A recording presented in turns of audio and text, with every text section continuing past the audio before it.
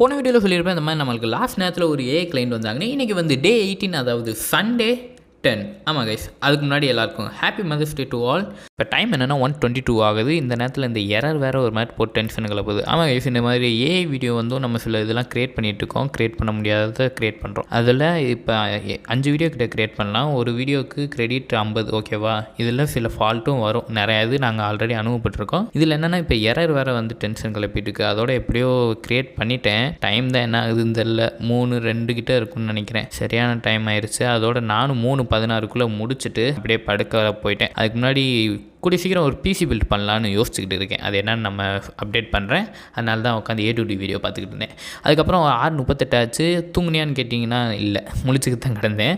அதாவது இன்றைக்கும் நான் ஃபுல்லாகவே தூங்கலை. சைக்கிளிங் போகலான்னு நினச்சேன், அதுவும் போக முடியல. ஒரு மாதிரி உடம்பு முடியாமல் இருந்துச்சு. அதோட உட்காந்து பிலிம் சாப்பிட்டுக்கிட்டு இருந்தேன். சாப்பிட்டுட்டு வெளியே கிளைமேட் பார்த்தா சூப்பராக இருந்துச்சு. சைக்கிளிங் போயிருந்தால் சீரியஸாக நல்லா இருந்திருக்கும்.